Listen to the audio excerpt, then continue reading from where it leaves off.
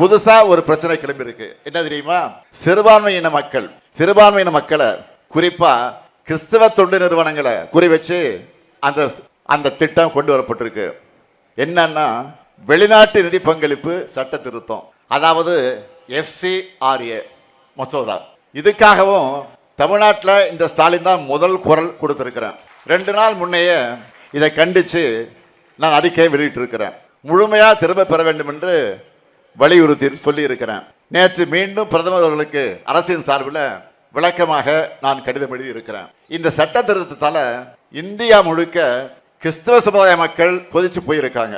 சான்றுகளை சமர்ப்பிப்பதில் சிறிய தாமதம் உள்ளிட்ட பிற காரணங்களை சுட்டிக்காட்டி ஒரு அமைப்போட அங்கீகாரத்தை ரத்து பண்ணி அவங்க கிட்ட இருக்கக்கூடிய நிதியையும் சொத்தையும் பறிச்சிக்க இந்த கொடுங்கோல் சட்டம் வழிவகுக்கப்படுகிறது. சொத்துனா மக்களுக்கு சேவையாற்றுகிற மருத்துவமனைகள், பள்ளிக்கூடங்கள், விடுதிகள் இவைதான். இன்னும் கொடுமை என்னன்னா, பாதி நிதியை வெளிநாட்டிலிருந்து பெற்று மீதிய உள்நாட்டிலிருந்து பெற்று உருவாக்கின சொத்துக்களை கூட இந்த சட்டம் வந்தா அதை முடக்கிட முடியும். பிரதமர் மோடி அவர்கள் கண் துடைப்புக்காக பல கிறிஸ்துவ அமைப்பு நிகழ்ச்சிகளை கலந்துக்கிட்டு ஏழைகளின் கல்விக்காகவும் மருத்துவத்துக்காகவும் அவங்க செய்யற செயல்கள் எல்லாம் பாராட்டி பேசினார்.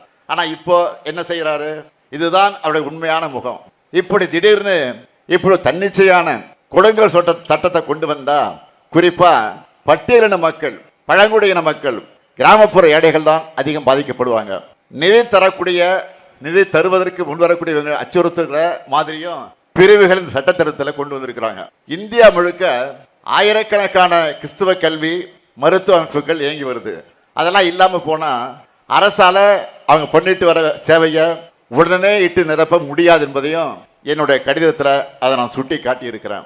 மொத்தத்தில் இந்த சட்ட திருத்தம் மத சுதந்திரம் மற்றும் சமூக சேவை விரும்புகிற மக்கள் மீதான கடுமையான தாக்குதல். அரசியலமைப்பு வழங்கக்கூடிய உரிமைகளை பறிக்கக்கூடிய செயல். கிறிஸ்தவ மக்கள் அதிகம் வாழுகிற தேவாலயங்கள் அதிகம் இருக்கக்கூடிய கேரளா, அசாம் மாநிலங்களில் தேர்தல் நடக்க இருக்கக்கூடிய காரணத்தால இப்போதைக்கு அவங்க பயந்து போய் பாஜக அரசு கொஞ்சம் பின்வாங்கி இருக்கு.